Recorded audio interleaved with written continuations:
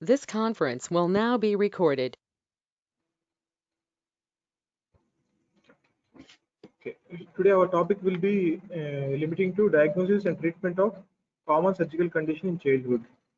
So my name is Dr. Srikar. I have done my MCH from AIMS Delhi. So I am currently working as a consultant pediatric surgery. Recently joined in Assam Medical College. So as we discussed in the previous week, we will be again discussing in the same format. So we will be dealing with first introduction, and again 4 topics will be in detail we will discuss. And finally we summarize, and your feedback will be very valuable at the end. Okay. So here one we can see the thorax we have discussed previously, the congenital diaphragmatic hernia, and in gastrointestinal system we will now discuss this thing. And liver and spleen we have discussed biliary atresia in the previous week. So again the abdominal wall defects also one condition we will deal today. So let's we go to the first case. So the first case is a 2.7 kg term male infant is born. So, but the pregnancy is complicated by polyhydramnios. Except for that, all other things are normal, like Apgar score. So, but the nurse has noticed there is excessive salivation is noted. So the child neonate with excessive salivation, what should we think? So the resident has passed a nasogastric tube, but it had met an obstruction at 8 centimeter. For that, an X-ray has been advised, and the child has been started on supplemental oxygen by nasal cannula, and a pulse oximeter is placed. Oxygen saturation is 92 to 90%, but oxygen saturation is maintained only when the suctioning is frequently done. On physical examination, he is breathing easily without cyanosis, and there are no other anomalies, but there are copious secretions are coming from out from the mouth. The breath sounds are normal and no cardiac murmurs and no masses are possible.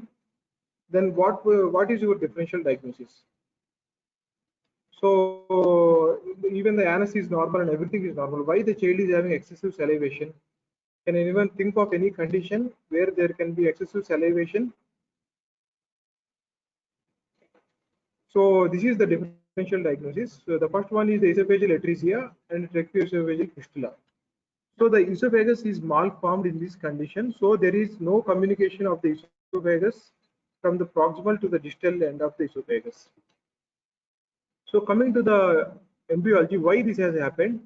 As if you remember your embryology, we can see there is the esophagus is formed from the foregut, and at the same time that esophagus and trachea are formed as a combined unit. So the trachea is coming from the recognized ventral diverticulum from the esophagus foregut butt at around 22 to 23 days of gestation. And from that, the separation of ventral trachea occurs from the dorsal foregut, first at the carina and extends cephalad. If there is a fault in the division of these tubes, then there will be a fistula formation between the tracheoesophageal fistula will form. So there are many types of anomalies ranging from A, B, C to E, but the most common thing is C, where the upper pouch is blind, but the distal tracheoesophageal fistula is there. It accounts for 85%. Let's see what is that means. So here we can see. So here the C type is the most common type. Here the esophagus is blind ending proximally, but distally the esophagus opens into the trachea. So this is the fistula. This is the esophageal atresia. So tracheoesophageal fistula, the most common type is C type of fistula. And there are other types also. The proximal can meet with the trachea, or both of them can meet, or H-type fistula, or a narrowing, or complete fistula. So let's see what are the associated. But you have to remember there are associated anomalies in this. So apart from esophagus, we have to see whether there are any cardiovascular anomalies or whether there are any anal anomalies. So have you seen any case of imperforate anus till now? So let us see. Here this is a male child. The scrotum is visible, but the anus is absent in this child. So here you can see the normal anus we can expect around this place, but there is no anal is present in this child. So this is imperforate anus. So this is limb anomaly. So these all anomalies can be associated with tracheoesophageal fistula. So coming to incidence, how common is it? In around 3,000 live births, we are having one child will have esophageal atresia. So in antenatal ultrasound, one can see a polyhydramnios because the child cannot swallow.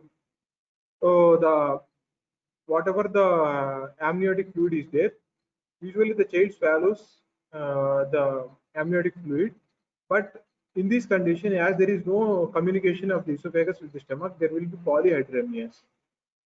So it ranges from 32 to 85% depending upon the anomaly. So to remember, it is one of the more common correctable lethal congenital anomalies. So if you correct this, we can save a child.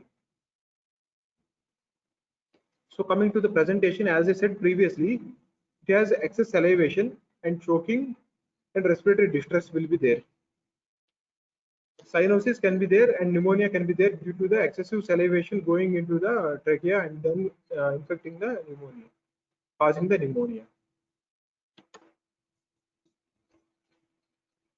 So they are coming to the diagnosis and the determination of associated anomalies.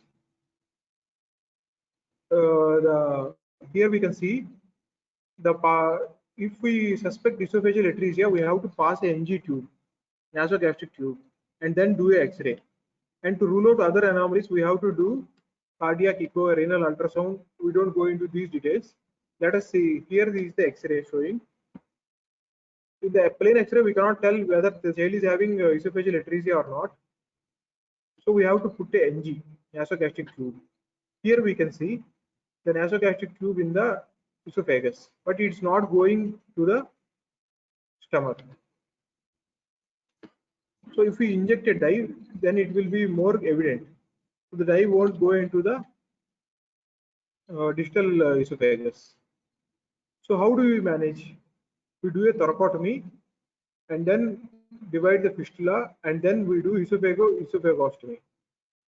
So here we can see in the thoracotomy, we will do a thoracotomy from the posterolateral side, and then the esophagus, the proximal esophagus and the distal esophagus, we will anastomose after ligating the tracheoesophageal fistula. This is the trachea, this is the fistula. So we will close this one and then we anastomose this with this. So post-operatively, we can see the dye flowing freely from the proximal to distal esophagus. Coming to the second case. So let us see. Imagine you are working in an emergency room. A mother calls and says that her 5-week-old baby is vomiting. He was a term infant without any perinatal problems. He is breastfed. The vomiting began 2 days ago and is now occurring after every feeding. So what do we suspect? So the first thing we have to suspect is hypertrophic pyloric stenosis. So does anyone remember what is a pylorus? So pylorus is the junction between the stomach and the duodenum. So it is a muscular sphincter-like mechanism is there. So if the sphincter hypertrophies, the child after every feed, the child cannot, the feed cannot pass through the stomach into the intestine. So the child will vomit, and most importantly, the child will vomit non-bilious. So the non-bilious vomiting is the characteristic of hypertrophic pyloric stenosis. Because this is more important, as there are other conditions which will have bilious vomiting. So we will see those conditions later, but remember it is a non-bilious vomiting is there. So what are the other differential diagnoses of non-bilious vomiting in children? Or gastroesophageal reflux can be there. Apart from muscle abnormality, there can be congenital webs can be there, and other rarely duodenal atresia can be there, and other conditions like increased ICP can also be present as non-bilious vomiting. but in a 1 month old child, it characteristically presents at a 1 month age. So we have to think first rule out this hypertrophic pyloric stenosis. So coming to the diagnosis, how can we, if we suspect hypertrophic pyloric stenosis, how can we diagnose? So on clinical examination, we can palpate a olive. Olive means a round, we can palpate a round muscular structure in the epigastrium. So this is the characteristic of hypertrophic pyloric stenosis. So what other investigations we can do? We can do a ultrasound or we can do a upper GI contrast study. So the ultrasound this is the plain X-ray. This is more characteristic of pyloric stenosis or anything. Here we can see the only gas shadow is present in the stomach. There is no gas shadow anywhere in the intestine. So this will help in diagnosing whether the obstruction is at the pylorus or distally. So here we can see again the dye is injected into the stomach, but it is not going beyond the stomach. And here we can see a thin rim of dye can be seen. So this is the pylorus, which is not allowing the dye to go beyond the pylorus. So this is ultrasound. Here we can see the thickened pylorus will be there. So how do we manage the hypertrophic pyloric stenosis? There are many electrolyte abnormalities because the child is vomiting out every feed. The child will have low potassium because the gastric juice is rich in acid. The child will have alkalosis. So we have to correct these conditions before taking up the child for surgery. The surgery, what we do is pyloromyotomy. So here we can see there is a right transverse incision is given on the abdomen, and then the pylorus is delivered out through the incision, and then we incise the pylorus. Here we can see this is the pylorus, and the operating surgeon is holding the stomach, and here the pylorus is incised. We don't go through and through, we just incise the muscle. So coming to the next case, the case 3, let us see. This time a healthy 1-week-old term infant presents with a 1-day history of bilious emesis. So this child is having bilious vomiting and decreased urine output. Physical examination reveals delayed capillary refill, and these are all the other lungs, and there is no other abnormality. But characteristically, the abdomen is non-distended. So usually in obstruction, we will suspect the abdomen to be distended, but in this condition, the child will have a non-distended abdomen, and it can be non-tender. So the abdomen on examination is absolutely fine, but the child is having bilious vomiting. So what should we suspect?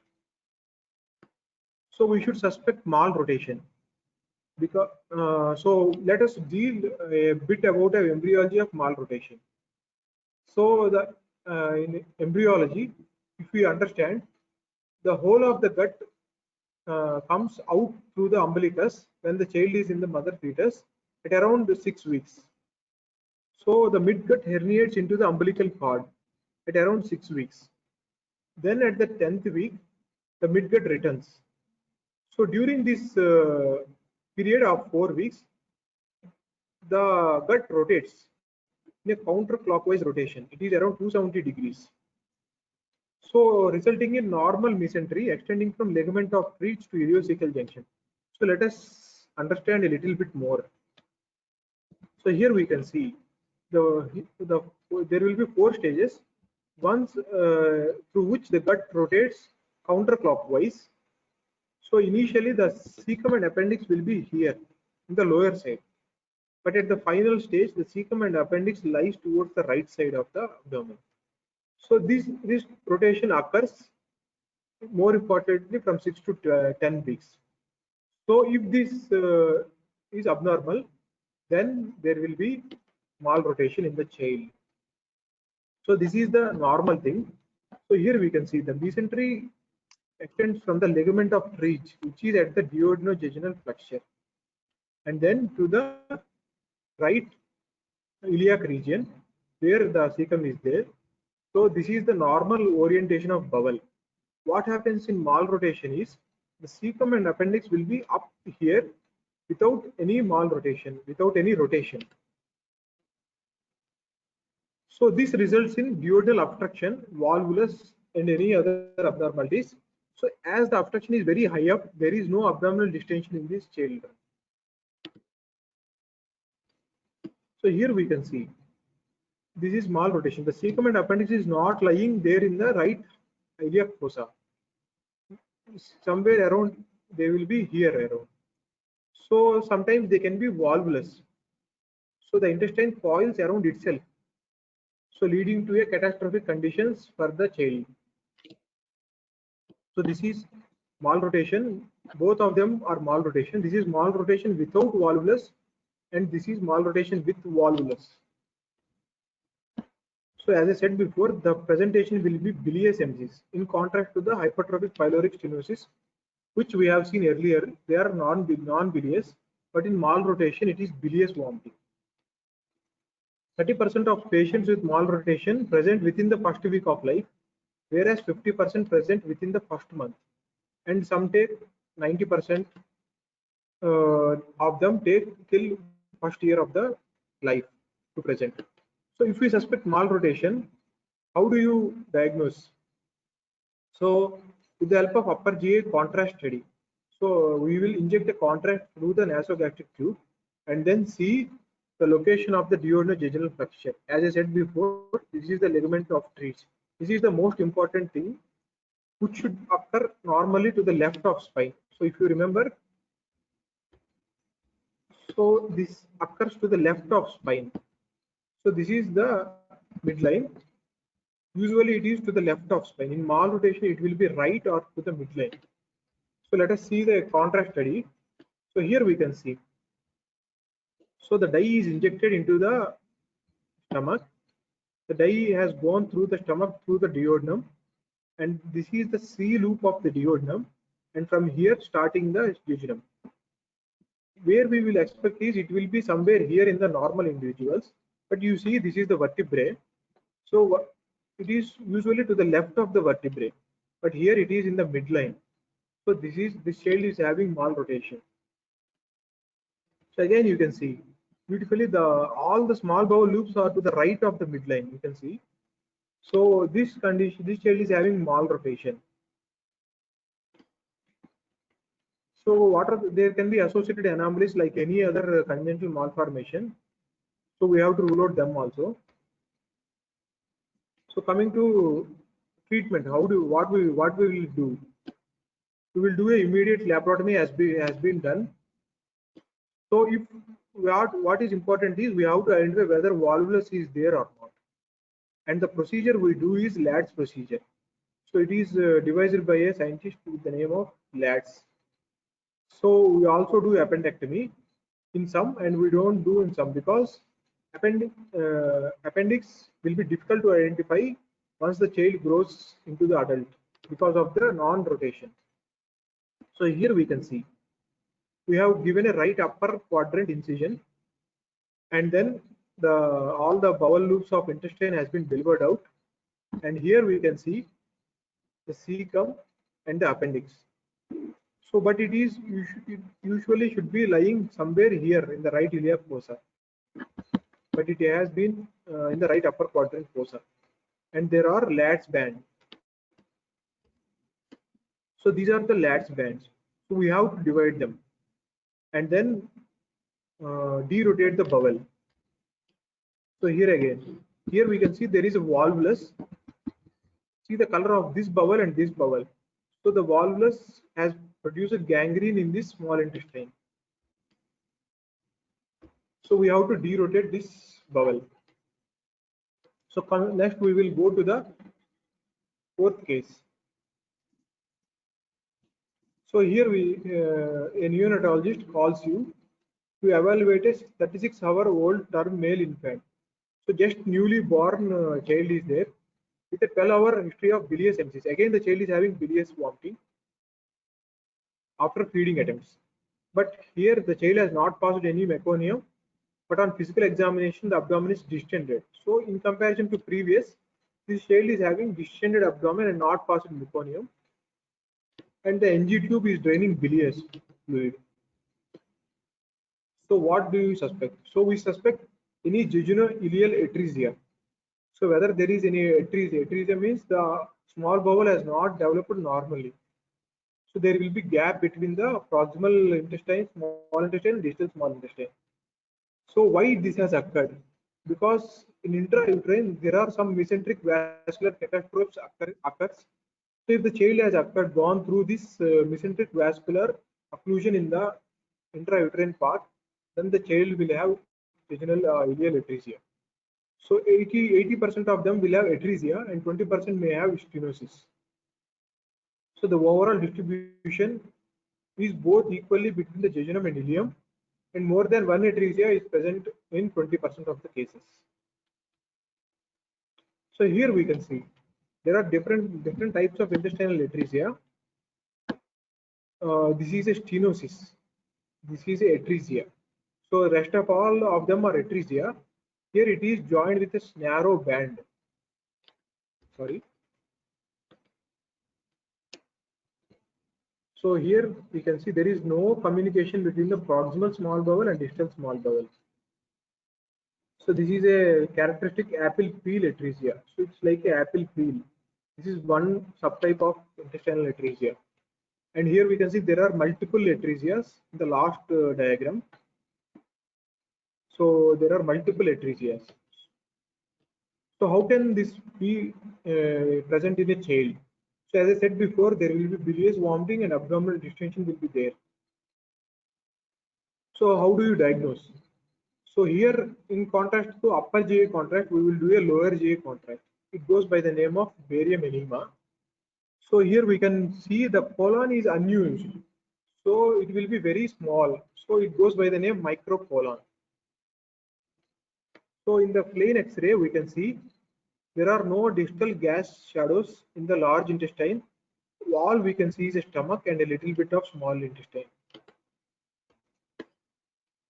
So if we do a contrast study, here you can see we injected a contrast from below. So the colon has been opacified. So it is very narrow in comparison to the small bowel. So it is called microcolon. And the stomach has injected with this contrast from above just to show the discrepancy between the large bowel and small bowel. So how do we treat? We again treat, laparotomy will be done, and then the ill-formed intestine will be resected, and then healthy parts will be anastomosed with the distal one. The surgical goal of intestinal reconstruction is to re-establish intestinal continuity while preserving bowel length. So here we can see. So this is a proximal bowel which is very distended in comparison to distal bowel, which is very small, and there may be stenosis at this point. So we will anastomose this part with the healthy part of this part. Here we once again see the same thing. So here we can see clearly the atresia part. So this is not in communication with the distal part. So this child will be treated by doing anastomosis with this part. So usually the proximal will be filled with juices and it will be distended. Intestinal juices will distend the proximal bowel. So this is the proximal bowel and this is the distal bowel. So once again we can see this is an apple peel type of atresia. This is like an apple peel. So this is very small. This out of all the intestinal atresia, this will have poor prognosis because we cannot do anything for this small bowel. So we will lose this small bowel. So the child will live only with a part of small bowel. So this is a very tricky condition. So although we will do anastomosis, child may have some type of functional obstruction, but they can live a normal life. So we will move to the last case. which is a here we can see it's a female infant with a 2.5 kg birth weight. So the child presents with the abdominal wall defect. So the diagnosis of gastroschisis is evident because on inspection only we can see this child is having the child will take birth with this anomaly.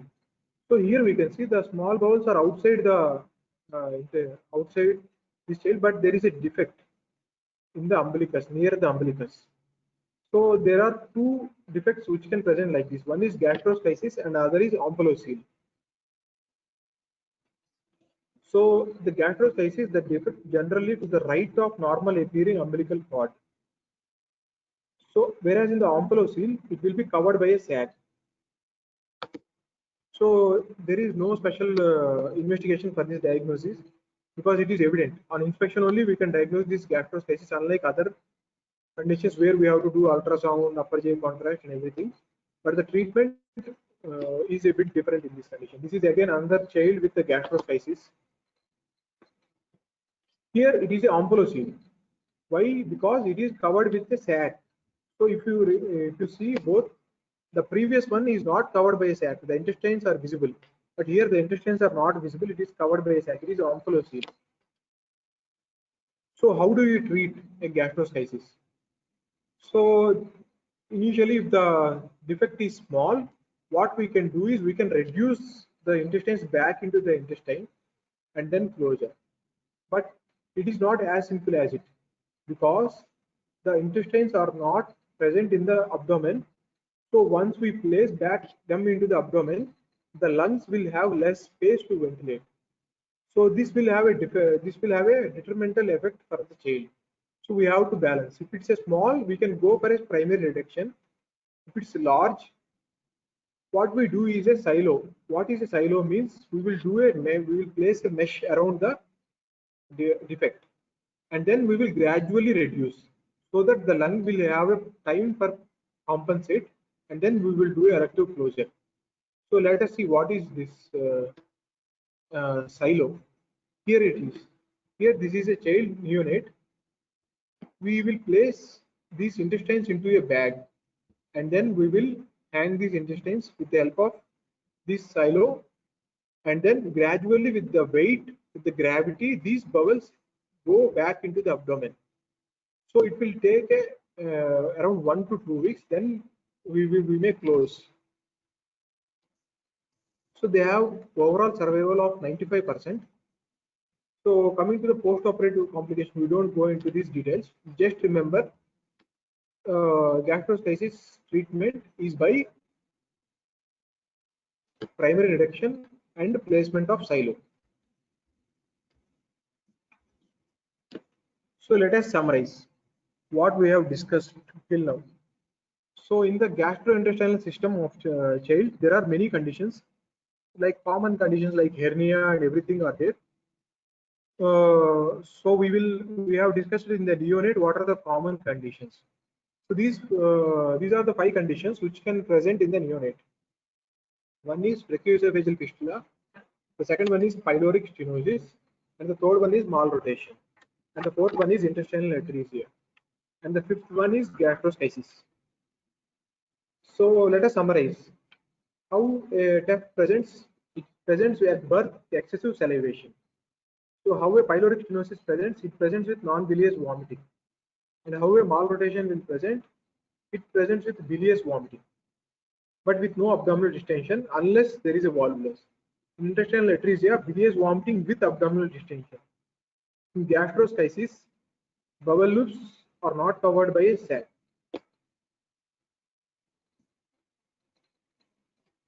So again, how do you diagnose? In tracheoesophageal fistula, chest X-ray with the help of infant feeding tube, we can diagnose the tracheoesophageal fistula. In case of pyloric stenosis, we can diagnose with the ultrasound or upper GI contrast type. In malrotation, if you remember, it is upper GI contrast study, and in intestinal atresia, abdominal X-ray and lower GI contrast study.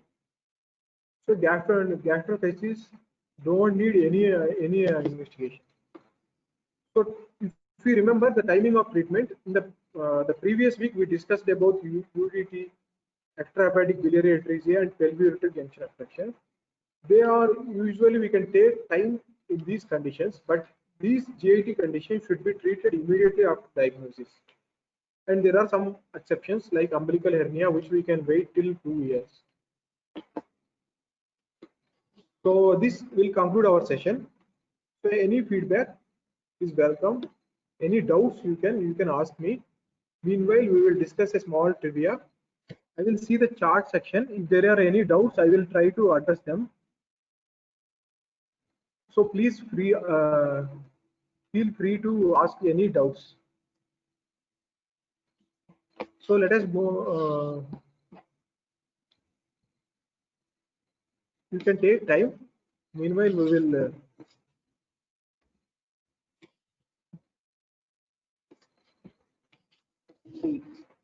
So let us conclude with this one poem of our own Rabindranath Tagore. So you can check this "Give Me Strength" poem by Rabindranath Tagore.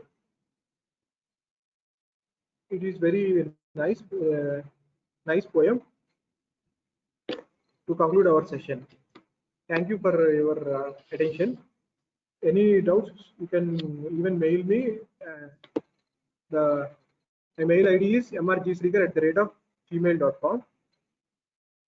Thank you very much.